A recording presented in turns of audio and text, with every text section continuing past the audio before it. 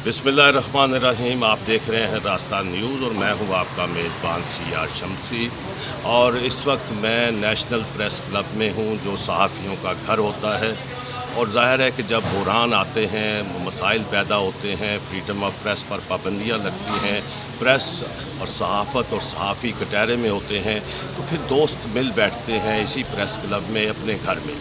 आज मेरी खुशकिस्मती है कि इस वक्त मेरी मुलाकात हुई है Pakistan federal union of journalist के सेक्रेटरी जनरल जनाब नासिर ज़ैदी साहब। और नासिर ज़ैदी साहब का जिस्म भी ज़ख्मी है और इनकी रूह भी ज़ख्मी है, जो इन्होंने आज़ादी सहाफ़त के लिए ज़िंदगी भर कुर्बानियाँ दी हैं। लेकिन आज एक बार फिर शिकंजा कसने की कोशिश की जा रही है। जो हुक्मरानों की पुरानी रवायत है, नित नए नामों से कानून बनते हैं, आर्डिनेंस बनते हैं। मकसद यही होता है कोई ना बोले, सच ना बोले, हमारी तरफ उंगली ना उठाए। आज इसी जो नया एक आर्डिनेंस आ रहा है, कोई प्रेस रेगुलेटरी अथॉरिटी बनाई जा रही है, जिसमें अदालतें भी लगेंगी, जिसमें जुर्माने भी होंगे। मैं बराह रास्त लिए चलता हूँ। जनाब नासिर ज़ैदी साहब मेरे साथ हैं। क्या कहेंगे नासिर ज़ैदी साहब, आज की इस जो नया कानून साजी की तरफ हमारी हुकूमत बढ़ रही है? देखिए, ये जो पाकिस्तान मीडिया डेवलपमेंट अथॉरिटी है, ये तसलसल है प्रेस पर पाबंदियों के क़वानीन का। और इस मुल्क में जो है वो हमेशा प्रेस पर पाबंदियाँ रही हैं।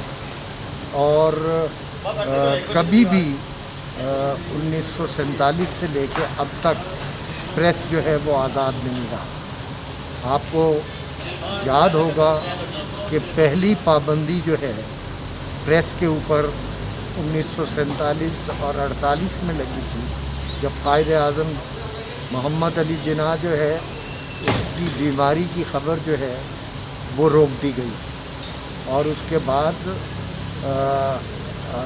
की स्पीच 1948 में कायद आज़म मोहम्मद अली जिन्ना ने जो स्पीच की थी, जिसमें उन्होंने कहा था कि अब रिलीजन का हुकूमत से कोई ताल्लुक़ नहीं, तमाम फ़िरके आज़ाद हैं अपने अपने मंदिरों टेम्पल्स में जाने के लिए। और ये एक पॉलिसी स्टेटमेंट थी कायद आज़म। इस पॉलिसी स्टेटमेंट को जो है इस्टेब्लिशमेंट ने जो है सेंसर किया, और ये स्पीच जो है सिवाय डॉन के और किसी अखबार में जो है वो नहीं छपी थी। तो उसके बाद जो है मुसलसल जितनी भी हुकूमतें आईं जमहूरी, उन्होंने भी पाबंदियाँ लगाई। फिर 58 में अयूब खान ने सबसे पहला अटैक जो है वो प्रोग्रेसिव पेपर लिमिटेड के ऊपर जो है वो नेशनलाइज करके, नेशनल प्रेस ट्रस्ट बना के तमाम अखबारात को जो है ना उसके तहत कर दिया। और इस तरह जो अखबारात जो है वो थोड़ा बहुत फ्रीडम और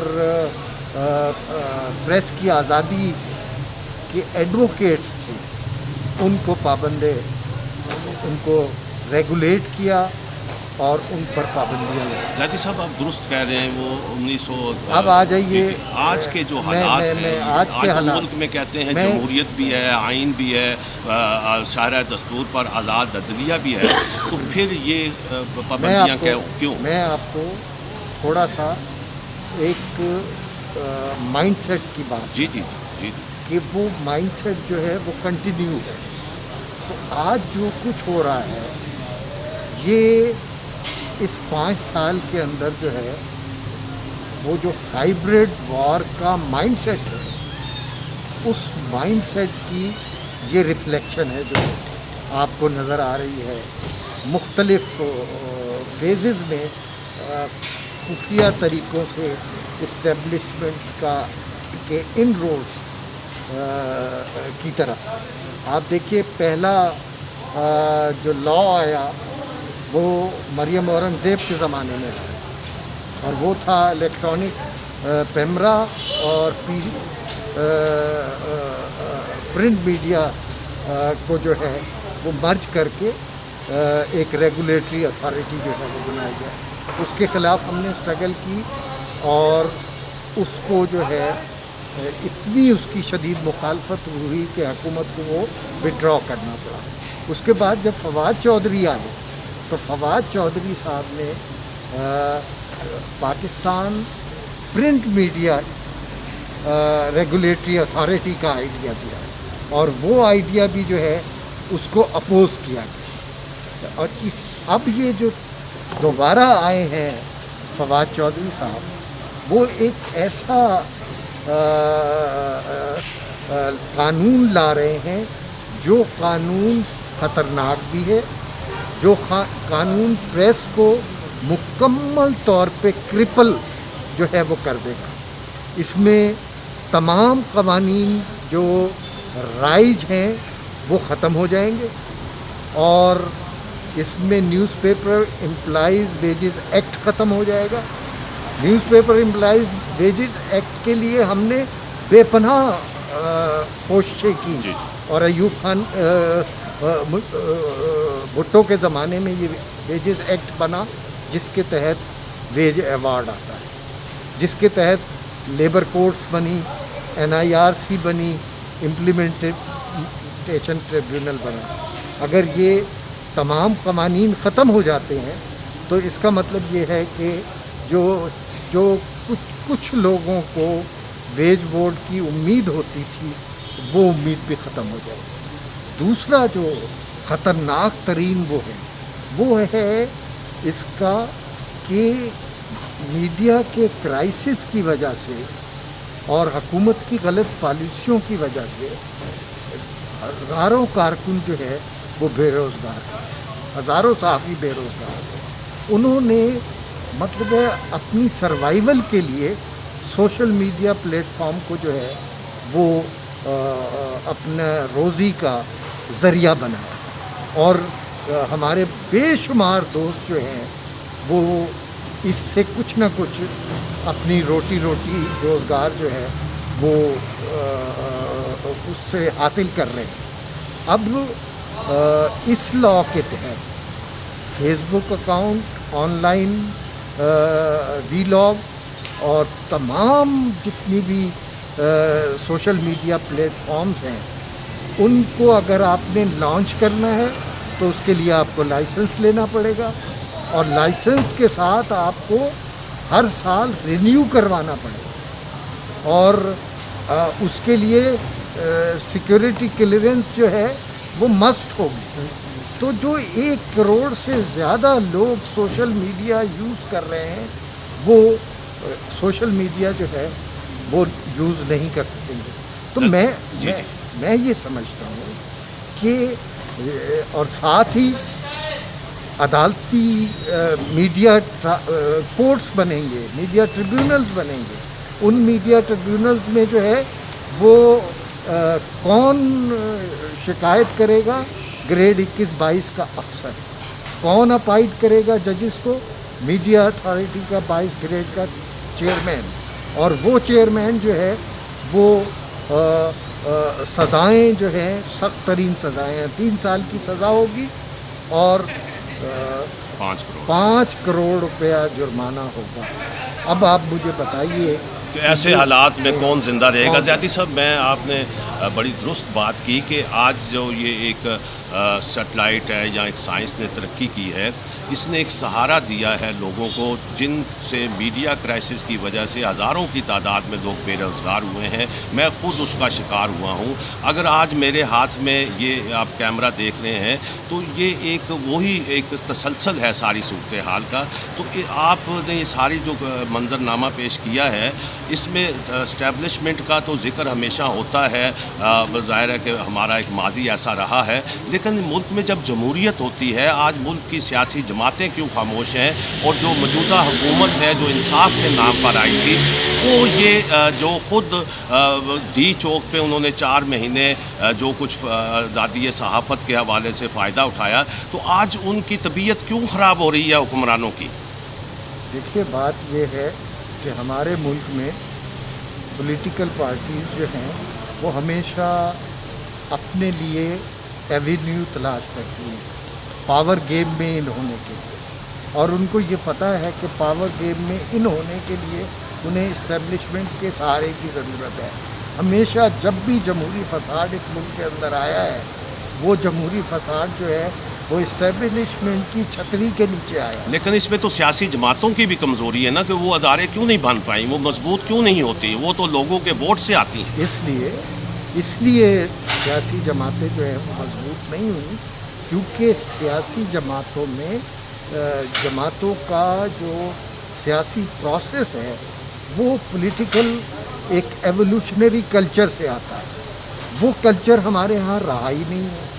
ہمارے ہاں پولیٹیکل پارٹیز جو ہیں وہ گراس روٹ لیول پہ منظم ہی نہیں ہے، اور گراس روٹ لیول پہ منظم نہ ہونے کی صورت میں جو ہے وہ پولیٹیکل جو پروسیس ہے وہ ویک ہوا ہے اس ملک میں۔ گریجولی پولیٹیکل پروسیس جو ہے وہ ڈومینیٹ نہیں کر رہا، پولیٹیکل پروسیس جو ہے وہ اسٹیبلشمنٹ کے ڈیزائن کو جو ہے وہ پروموٹ کر رہا ہے۔ اس کا دیکھیے بڑی درست بات کی آپ نے، لیکن دیکھیے سیاسی جماعتیں جو اپنے آپ کو عوام کا نمائندہ کہتی ہیں، وہ کیوں اتنی کمزور ہوتی ہیں کہ ان کو سہاروں کا، بیساکھیوں کا پر کھڑا ہونا پڑتا ہے؟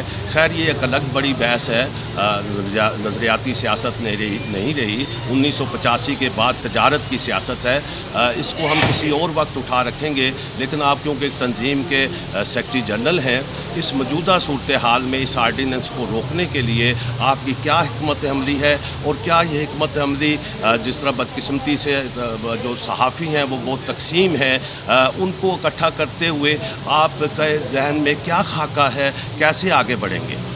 دیکھیں بات یہ ہے کہ جہاں تک تنظیموں میں تقسیم کی بات، تنظیمیں جو ہے جب کرائسس میں ہوتی ہیں، جدوجہد میں ہوتی ہیں، اسٹیبلشمنٹ کو ٹارگٹ کر رہی ہوتی ہیں پریس کی آزادی اور فریڈم آف ایکسپریشن کے لیے، اس وقت تنظیموں میں بھی توڑ پھوڑ ہوتی ہے۔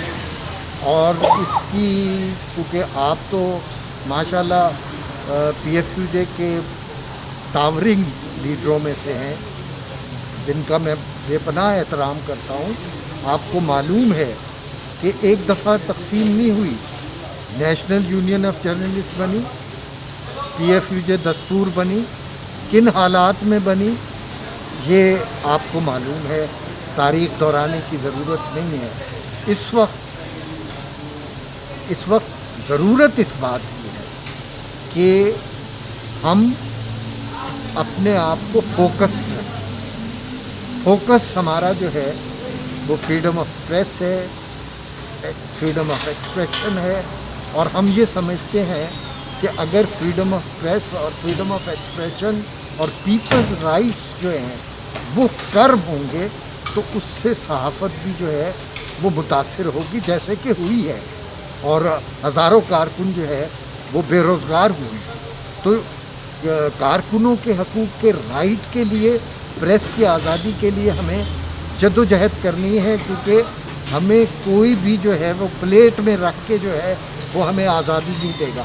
ہمیں جدوجہد کرنی ہے، اور اس کے لیے ہمیں ہمارا ٹارگٹ جو ہے وہ واضح ہونا چاہیے کہ وہ کون سی قوتیں ہیں جو ہماری آزادی کو زنجیریں پہنا رہی ہیں، ہماری آزادی کو کرٹیل کر رہی ہیں۔